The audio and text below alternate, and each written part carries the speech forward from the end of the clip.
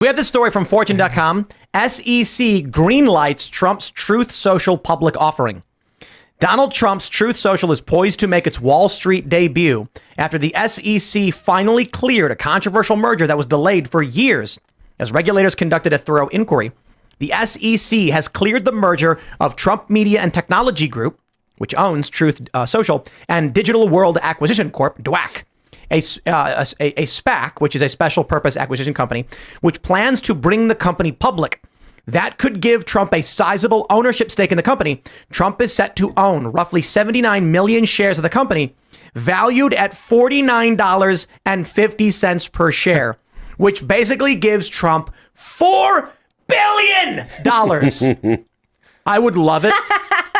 I would love it. That's a B. Okay. If Donald Trump, I love this goes through, and then he shaves off 7 or 8% and says, "What was that in New York? I owed you how much? Let me write you a check. Get the out of here." That's it. Just puts it in escrow and then also appeals and gets it. Would back. be funnier if you just gave him DWAC shares. Right. If he was like, here you go. "I'll give you 7 million shares in DWAC," which would cover the costs, and then they're sitting there holding DWAC shares like, okay, I guess. What do you do? So, wow.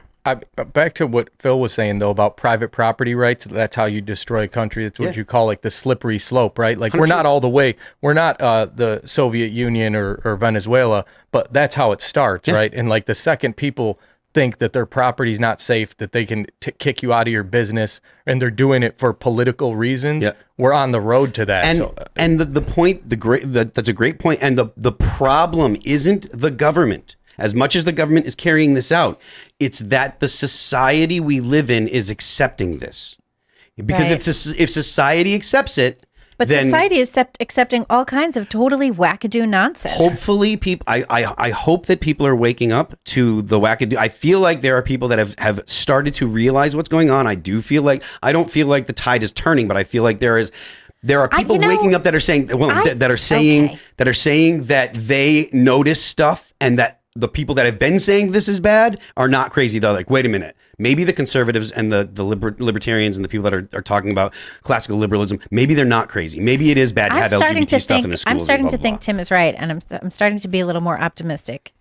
It started last week when I started to be a little more optimistic. Things are going in a positive direction? That things are going in a positive direction. I started thinking like, you know what happened is, this is going to sound dumb, but I haven't written any plays since I got canceled a few years ago or whenever that was in 2018. And I started like writing some dialogue, and I don't know, it's like just whatever, but I hadn't felt like I was even in remotely a place like to write any dialogue at all. And it made me feel really optimistic. And I thought, if I'm having this feeling, I must be feeling optimistic. I have an anecdote I'll share about that later. It's a little anecdotal, but still. Let me tell you why we should be hopeful. Look, we're still in the thick of things. Yeah. There is a potential for escalation. I mean, look, they're going after Trump full force. We got to be vigilant. We've got to make sure we're organized. We're encouraging our friends to register to vote. Yep. That is the attack vector right now. It is.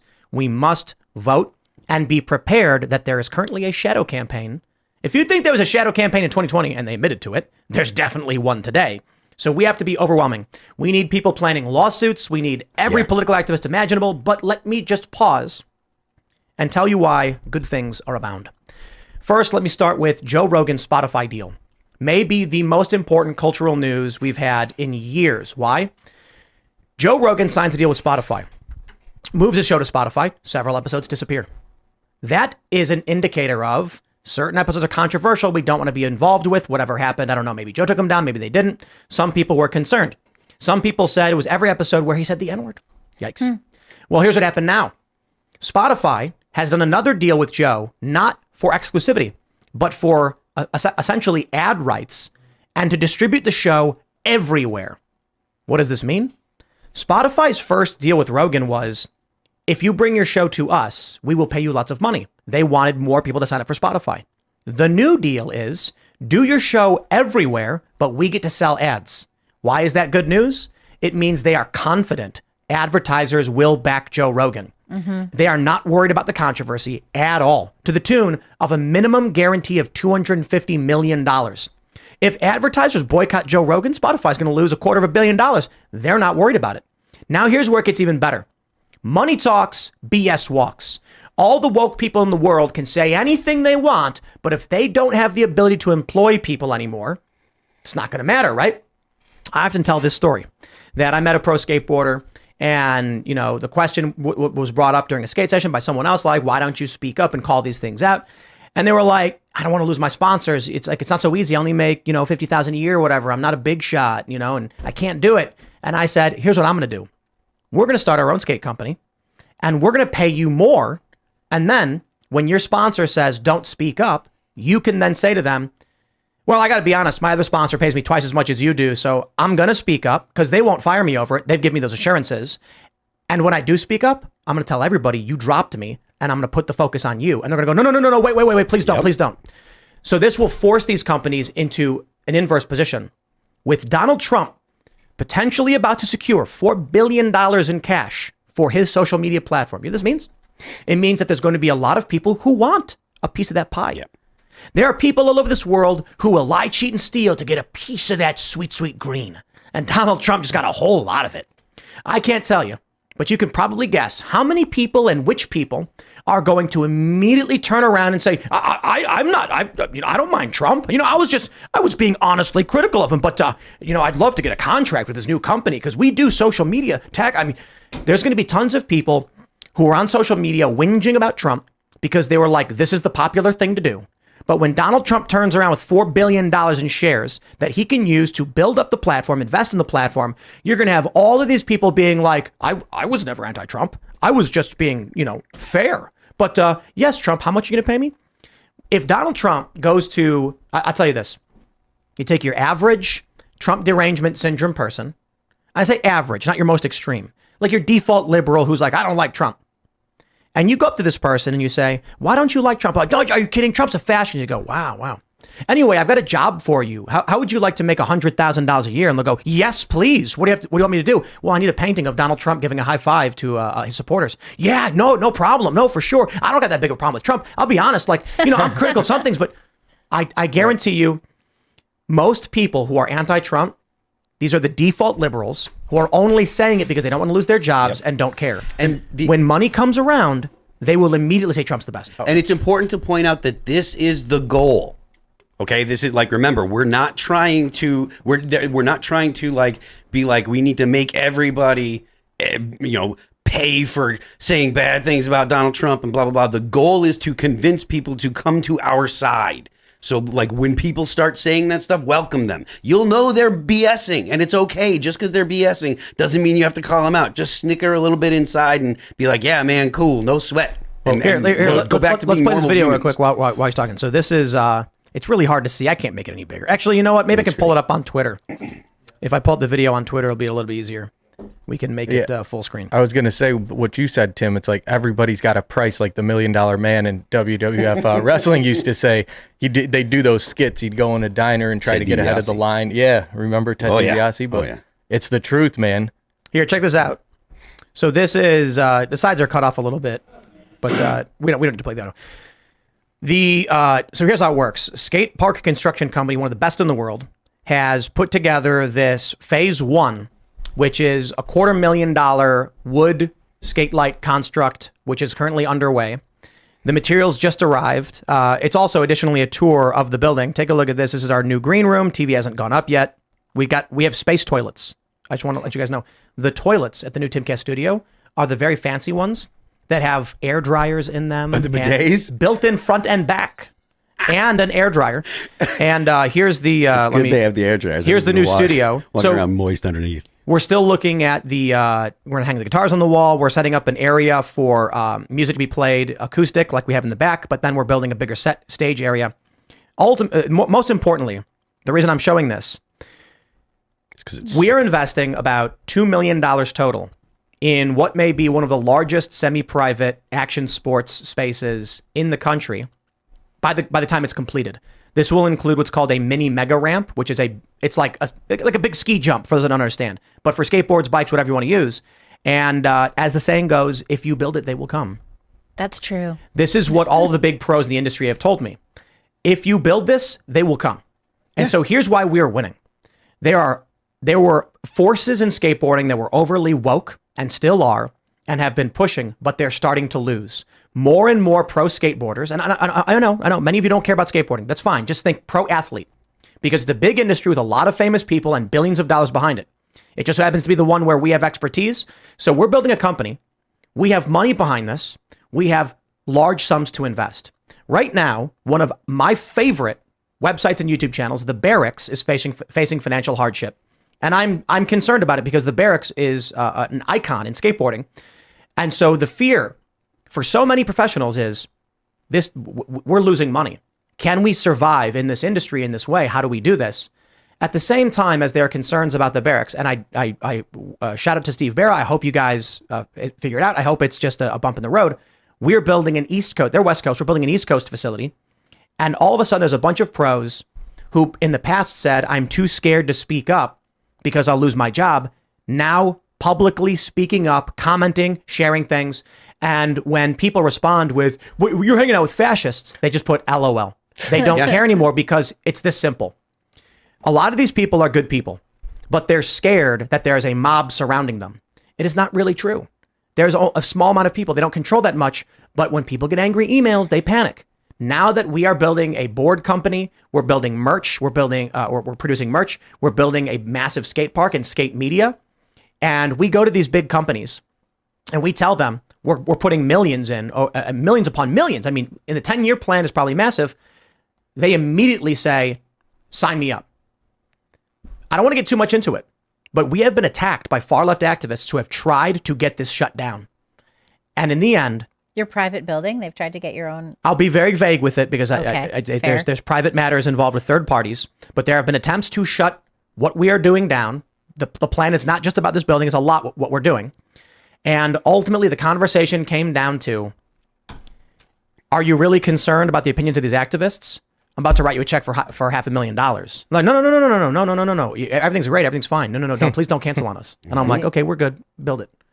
And it's not these guys. These guys are great. But I'm just saying, like, we've had conversations where I go to these guys and I'm like, look, are you scared of these far left activists? And they're like, well, we don't want to risk our business. And I was like, I could write a check for $500,000 right now to commit to a contract with your company. And they go, done.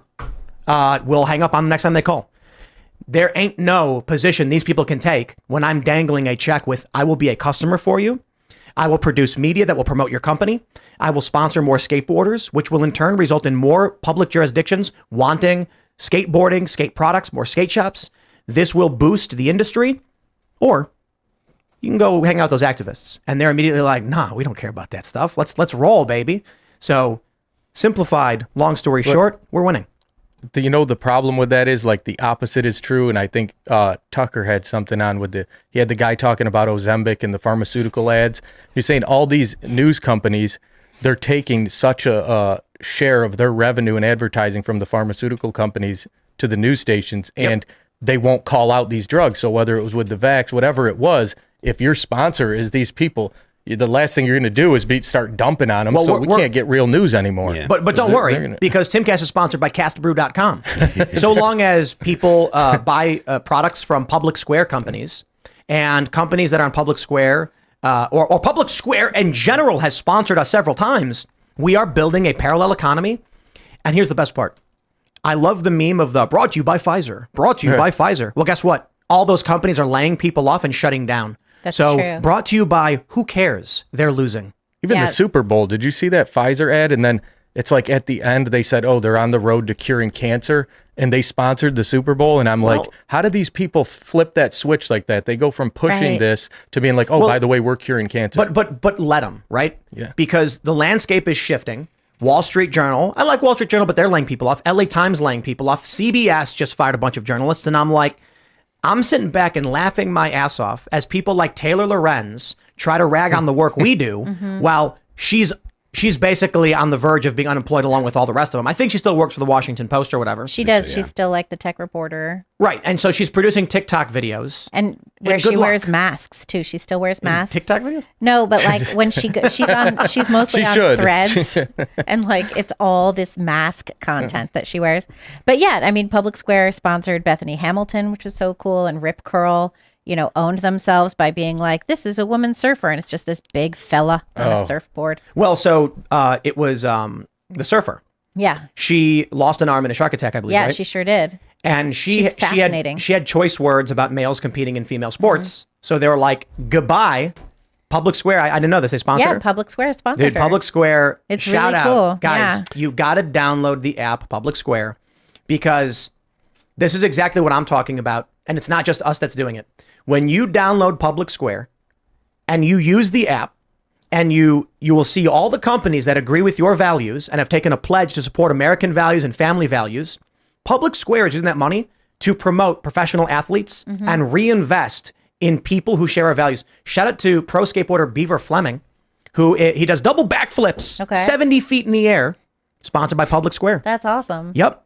It is absolutely amazing to see that there are now pro athletes that can make a living without fear, and they can speak up and they can say no to the woke cult because we have built and we are building a parallel economy. Yeah, Yeah, I think it's very cool that you've done that with skating because it's like skating was always such a counterculture thing, and now it gets to be a counterculture thing again. yeah. Well, great. it's Olympic, so Right. that's the challenge, you know. To Mario's point, the Brett Weinstein I heard him talking about 0 is a special number, right? When you don't have anywhere to go that's safe to talk about dissident ideas and stuff, then the powers that be or whatever the media the corporate media or whatever can really shut it down. But since Elon Musk has bought Twitter and has made it so that way topics don't get shut out, right? Like if you have vulgarities and you're offensive or whatever to people intentionally, they will boot people for that stuff. And I know there are purists that hate that, but there aren't topics that are off limits on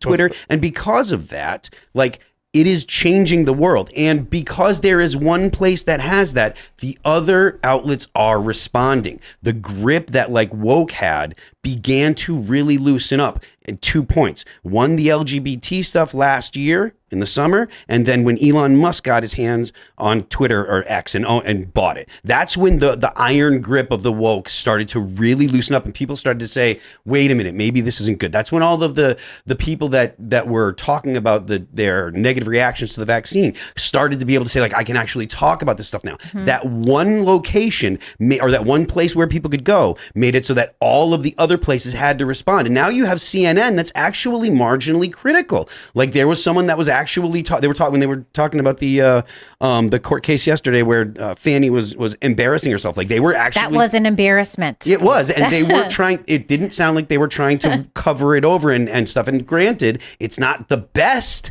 coverage or anything, but it is a response, and it does show that everyone else is noticing that there is a lot of people There's that are also, on Twitter. did you hear how she was talking about like, I just keep cash in my house, and Yes, then I mean- no, Well, wait, but then how she took the money out of her campaign, Yeah. It's Well, all- so and brought that to her house, like But hold on. That was there's an argument against that because that was an out of context clip. I'm not saying it's an absolute defense, but an NPR reporter pointed out early in her testimony, she said she withdrew $50,000 from her retirement to fund her campaign.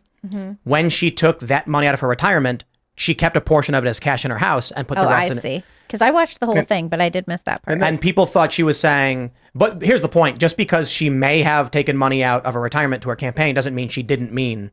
Because she said I took money out Yeah, on we my don't know campaign. for sure. Yeah. Thanks for watching this clip from the Timcast IRL podcast. Hang out with us live Monday through Friday at 8 p.m. and become a member over at timcast.com for uncensored, members-only shows exclusive. Thanks for hanging out, and we'll see you all next time.